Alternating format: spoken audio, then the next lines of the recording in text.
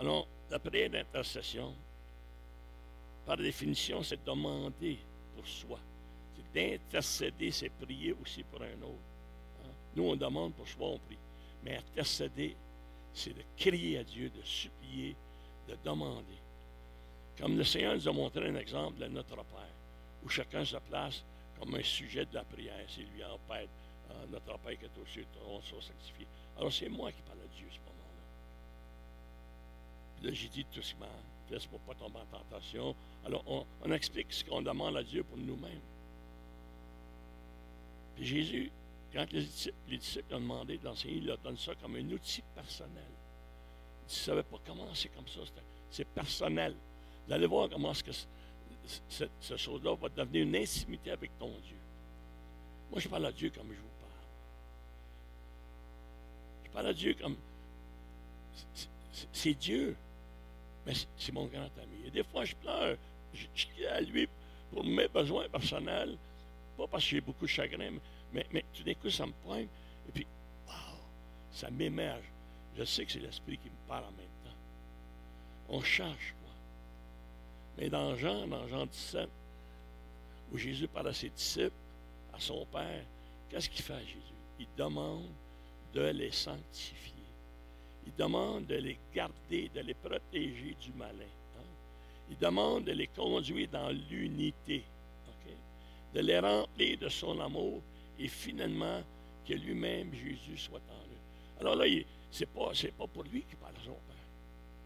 Il est en train d'intercéder pour le monde alentour de lui. Il est en train d'intercéder, de supplier Dieu de leur donner tout ce qu'ils ont besoin. Hein? Parce que ses disciples, c'est ça qui est l'objet de ses prières, c'est pas moi. Pourtant, Jésus, il se retirait maintes et maintes fois dans la parole, et là, il allait parler à Dieu pour lui-même. Hein? Mais enfin, si on prie, c'est pour avoir une conversation personnelle avec Dieu, personnelle avec mon Père qui est dans les cieux, avec Jésus qui est mon Seigneur Sauveur, et aussi au Saint-Esprit. Pourquoi? Pour connaître la direction que ma vie doit suivre. L'Esprit nous parle. On doit être attentif. La journée de mon accident, le soir, j'étais là sur le bord de la tank. Vous savez comment c'est des services. Mon camion était là-bas, moi j'étais là, j'étais à côté, il est froid. Et dans ma pensée, il est venu ceci. Moi, je dis dans ma pensée, mais j'entendais une voix. Mais que tu partes tantôt, Claude, passe donc par en avant du camion. De la remorque. Il m'en va pas. Oui. Il m'a dit, qu'est-ce que tu fais là, toi, là? Je le sais, je ne suis pas nono, je connais ça. Mais là, je suis tellement loin de ma remorque. Hein, la remorque, elle va parce qu'il est au parleur, puis moi, je suis ici. Mon camion est monté là-dessus, sur la remorque de même. Comment on veut faire, comme on m'a dit dans ma tête, la voix que j'ai entendue me parler, d'être sécuritaire, j'ai traversé. Taxe. Je n'avais pas fait 3 pas. La chaîne qui retenait le camion, elle a brisé. Le gars n'avait pas mis mon camion sur le neutre. Puis depuis, ça faisait à peu près 15-20 minutes, il a dû brancher la plateforme égale. Non. Et sa partie, c'est venu me frapper. Et là, j'ai revolé. Mais j'ai tombé. Mais encore là, Dieu est bon. Si je tombe la tête par là, les pieds par là, je meurs. Parce que le camion monte sur moi, puis il m'écrase, puis il reste sur mes estomacs, puis je ne peux plus bouger. J'ai tombé comme ça.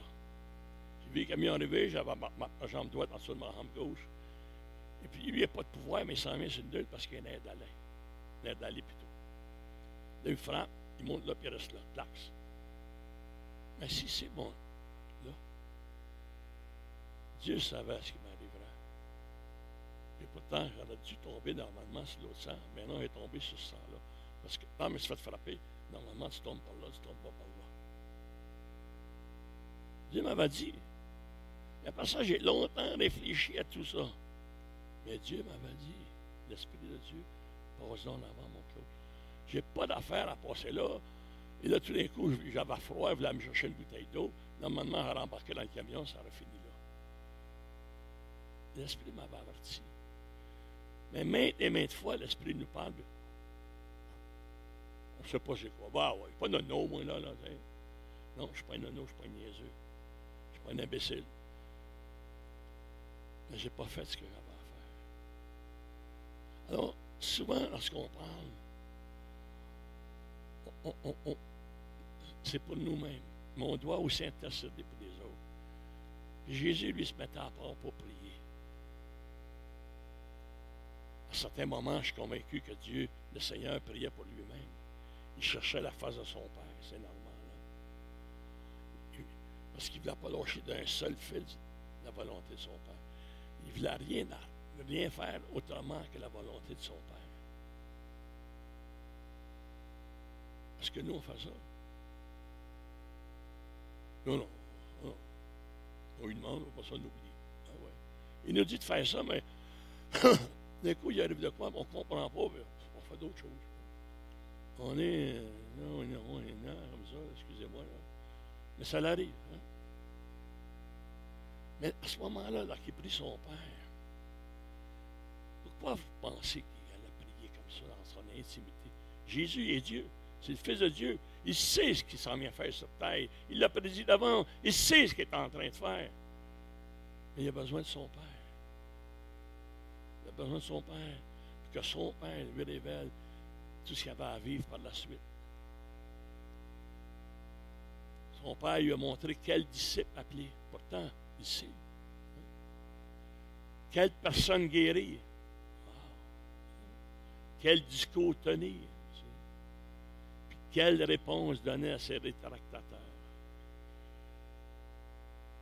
Dieu lui donnait tout. Pourtant, il était le Fils de Dieu, il savait tout. Mais il ne savait pas tout. Même s'il savait que c'est là que s'en allait, il avait besoin de son Père. Et nous, on a besoin de nous laisser guider par Dieu. La même chose que lui. La même chose. On n'est pas différent. Et puis il est là. En un mot, il recevait en même temps les directives divines et les moyens à utiliser, et particulièrement les paroles d'autorité spirituelle nécessaires. C'est la même chose pour nous. On a besoin. Comme le Seigneur. Il y a l'exemple. Lisez dans la parole, vous allez tout trouver ça. Il y en est l'exemple. Et on a besoin de chercher. On voudrait, je vous ai entendu parler tout à l'heure, magnifique. C'est ce que je crie à tous les matins pour le Seigneur, que cette église-là explose, que Bécomo explose, que la Côte-Nord explose, que les gens viennent à lui, sa Côte-Sud, partout, parce que là, on se refroidit, on doit se réchauffer. Puis les gens, au lieu de venir au Seigneur à travers les malheurs, s'en vont dans n'importe quelle connerie et imbécilité. On a besoin que les gens se tournent vers lui. J'ai une famille, j'ai encore des frères, un frère plutôt, une sœur, des neveux, des nièces qui sont pas au Seigneur. J'ai beau leur parler, ils ne m'appellent même plus, ils ne me parlent même plus, ils font semblant qu'ils n'ont pas dit mon numéro de téléphone. Mais chérie, ben, c'est comme ça, ben moi je supplie Dieu. Ils ont besoin. J'ai dit, Dieu, c'est toi qui vas faire, qui vont te rencontrer. Tu vas donner, tu vas les brasser fort. Ben, il ne prend pas, puis il ne brasse pas comme nous, on brasse le monde. Là, hein? Des fois, oui, peut-être, moi, il a besoin de me faire brasser comme ça. Mais Dieu, non. Dieu est bon. On a besoin de sa directive. On a besoin d'avoir cette relation avec lui pour avoir les mots, les paroles à donner. Je vous ai parlé la semaine passée, pas la semaine passée, l'autre semaine, la semaine passée, je ne me souviens plus. Ouais. Non, l'autre semaine. Qu'on est le sel de la terre. Le Seigneur, qu'est-ce qu'il dit de place?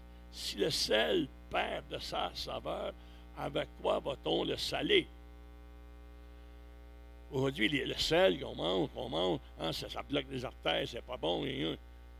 On ne parle pas de ça. Le Seigneur, quand il parle du sel, je vous ai dit comment ça rehausse le goût. Les cuisiniers se servent de ça, comment pour rehausser le goût. On doit être ça. On doit anticiper et rehausser le goût des gens autour de nous. Moi, ça fait des années, quand je vais au magasin d'alimentation, partout, je parle avec les caissières, les caissiers, Et puis je termine en disant Dieu vous bénisse abondamment. Il y en a qui me regardent, merci, sont gênés, sont mal à l'aise. Il y en a d'autres, jouer, sourire, les yeux éclatent. Ils n'ont jamais été parlés comme ça. Ils n'ont jamais reçu ça. Et samedi, je suis allé à l'épicerie, puis j'ai dit à la jeune fille, j'ai dit, que Dieu vous bénisse abondamment. Elle m'a regardé, elle a dit, vous êtes gentil, monsieur, merci beaucoup. Mais que Dieu vous donne et vous bénisse aussi, vous, beaucoup. Je la regarde, je dis, oui, je le suis déjà béni, grandement, parce que je connais mon Dieu. Wow! Elle m'a regardé avec un sourire, ça allait encore plus éclatant, même ses yeux étaient expressifs. Ça fait des années que je fais ça. Je dis, Dieu est bon.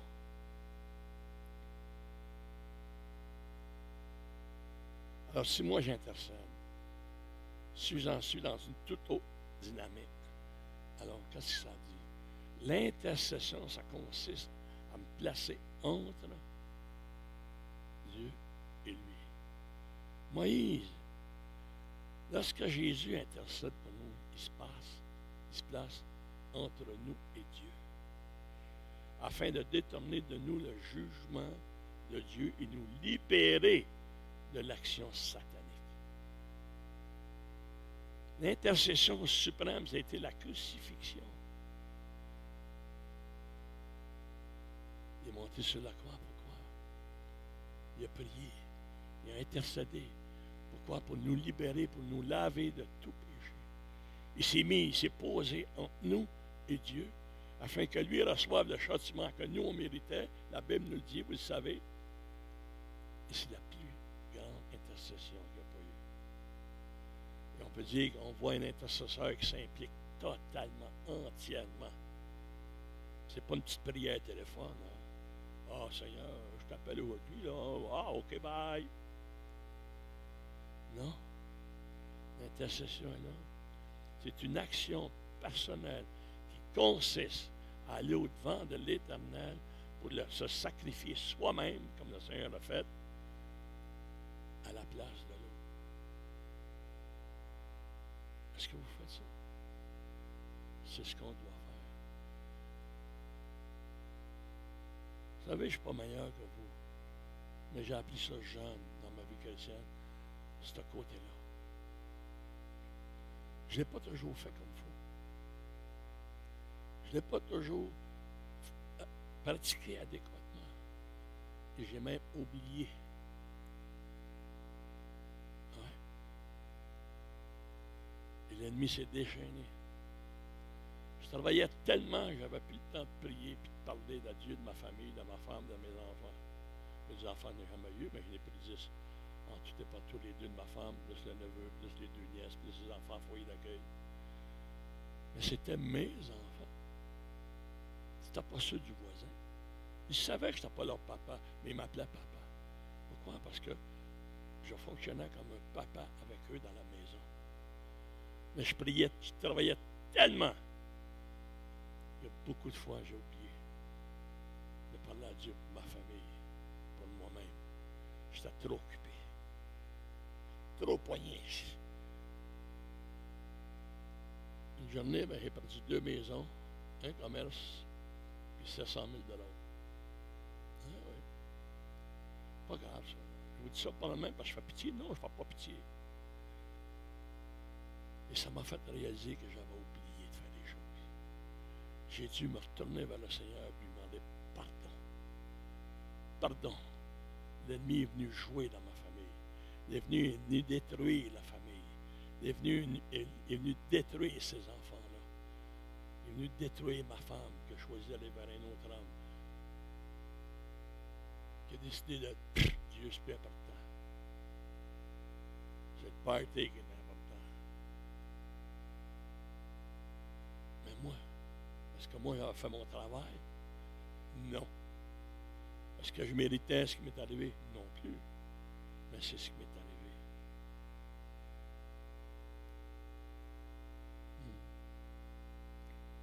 On doit crier à cause de la noirceur qui est tout autour de nous. Et c'est la raison pour laquelle on doit intercéder. Vous savez, On a besoin de travailler, mais n'oubliez jamais. Les millions, c'est pas important. On a besoin d'argent, je ne suis pas nono. Aujourd'hui, j'en ai plus. Mais c'est comme ça. Mais je m'en plains pas. Je peux vous dire qu'il y a beaucoup de chrétiens amateurs. Hein. Ils vont prier un petit peu pour les autres. Puis ils oublient de prier pour eux autres.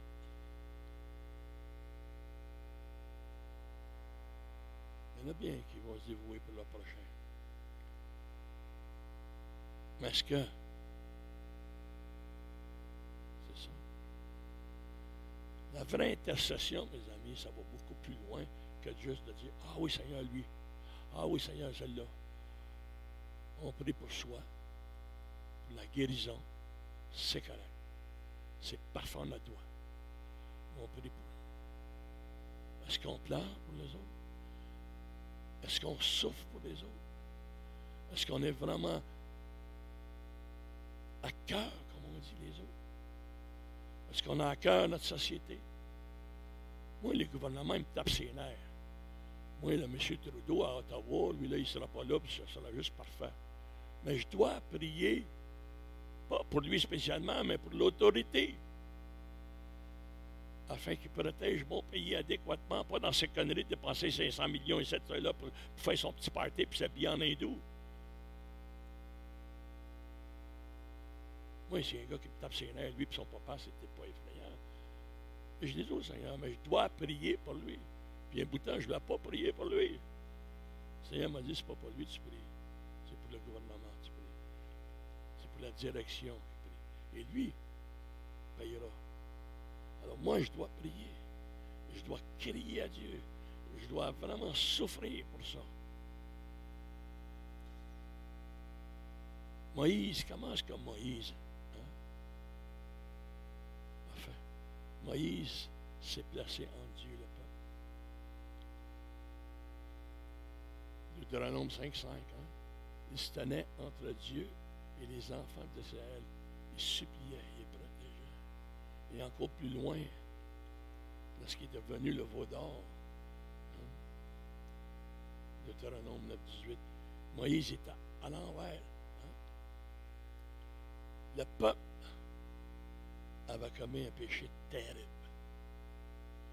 Mais est-ce que nous, on est mieux qu'eux autres?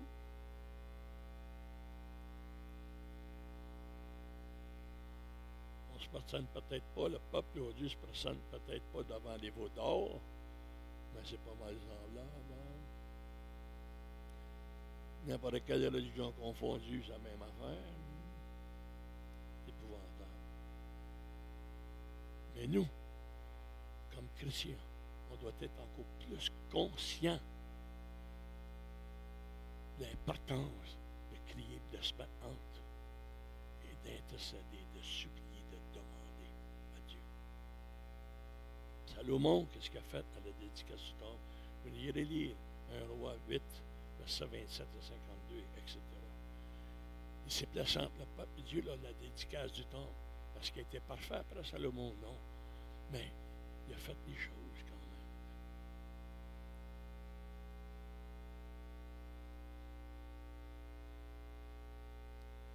Moi, je crois une chose, que si on ne prie pas suffisamment pour soi-même, je vous dis, si on ne prie pas suffisamment pour soi-même,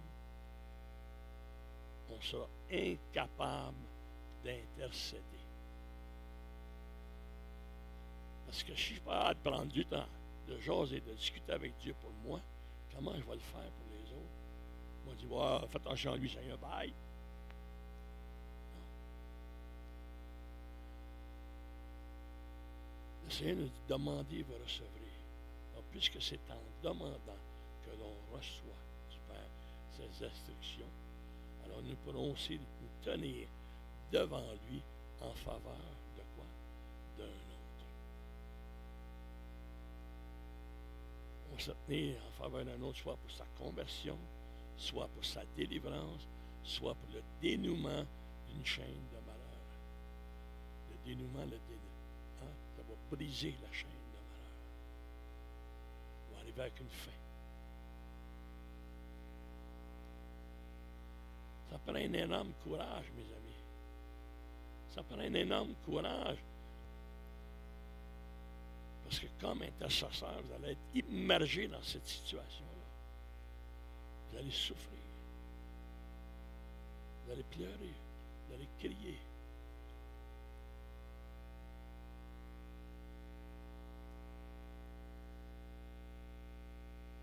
Jésus parlait d'un baptême qu'il devait. Où il devrait passer. Je pourrais le voir ça dans Luc 12, verset 50, et dans Marc 10, verset 38 et 39. Pourquoi il parlait de ça? Il n'y a pas de baptême d'eau qui parlait de la mort entre son Père et nous. Mes amis, je peux vous dire des choses en terminant. Tout comme Jésus, on va devoir beaucoup prier. Et peut-être être comme dans le jardin de Gethsemane, peut-être de pleurer encore plus.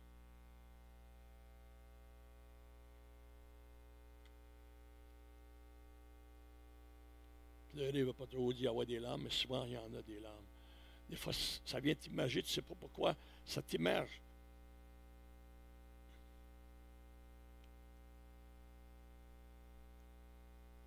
Vous avez certainement entendu parler des fois des gens qui ont intercédé pour des gens, ils ne savaient pas. Et l'Esprit leur mettait à cœur, puis ils se sont ils ont intercédé. Et puis des gens étaient protégés, guéris, loin. Et les gens se demandaient comment ça se passait. Et puis plus tard, les gens qui ont été protégés, sauvés, ont su que cette personne-là priait. Et cette personne-là savait que ce que le Seigneur l'avait mis dans leur cœur était juste. Ça vous est certainement arrivé. Moi, ça m'est arrivé, sans le savoir. Et à ce moment-là, wow! On a un Dieu qui est merveilleux. On a un Dieu qui est bon. Mes amis, Dieu a besoin de vous. Oui, d'un autre côté, il n'a pas besoin de moi. Mais Dieu veut faire avec moi. Alors, il a besoin de moi. Dieu, c'est le chef d'équipe. Et c'est lui qui dirige. C'est lui qui me place à telle machine pour faire telle affaire. C'est lui qui me place telle affaire pour faire un autre morceau. C'est moi, c'est encore lui qui place Jean-Pascal à une autre place pour travailler. Et c'est lui qui te place pour travailler là. Dieu, si vous êtes à l'écoute, vous allez souffrir. Mais vous allez être heureux dans l'intercession pour sa gloire à lui, pour le bien-être de nos amis, pour le bien-être de ceux qui ne sont pas encore sauvés, pour la guérison. Hein? Il faut être attentif. La dame qui est à la poste, si j'aurais juste dit merci beaucoup pour ma canne, puis dans qu'elle m'a dit, puis j'ai regardé, puis j'ai posé une question ou deux, j'ai été attentif. Et c'est ça que Dieu veut. Puis là, des fois, c'est ouvert. Ah, c'est ouvert. Pourquoi? Quand elle m'a conté sa vie, quand elle allait se faire opérer. Parce que Dieu voulait que je prie pour elle.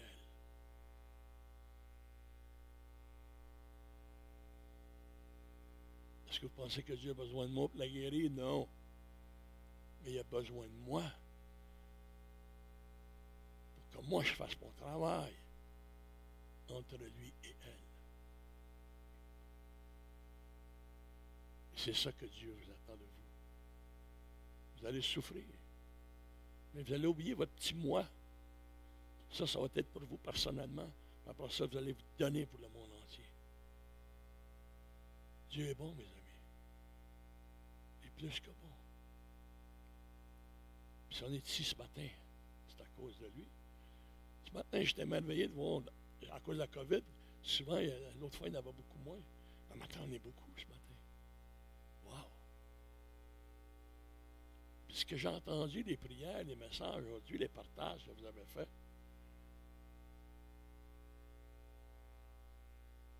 Dieu n'a pas été bon avec vous cette semaine?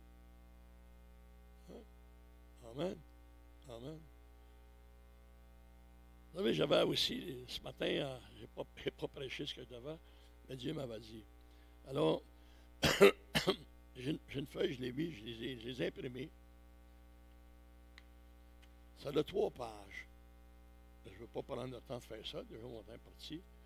C'est 7 choses à savoir pour un combat spirituel. OK? 7 points qui vont nous aider. L'importance, la réalité, l'importance, la lutte face à l'ennemi, un ennemi vaincu mais actif. Il nous en parle. La part du chrétien de résister à une action offensive de témoignage pour aller plus loin et en conclusion. J'ai 25. Je l'ai imprimé 25. J'aurais dû en imprimer 50, mais est-ce que quelqu'un voudrait distribuer peut-être un par couple pour qu'on ait assez pour tout le monde? Vous lirez ça à la maison. Vous scruterez, il y a beaucoup de références bibliques à travers ça. Il y a les textes de la parole de Dieu. Vous irez vérifier ce que je dis. Vous allez voir. Ça va vous aider à aller plus loin pour intercéder, crier à Dieu. Puis vous, les messieurs, je vous encourage à venir prendre ce cours pour des prédications.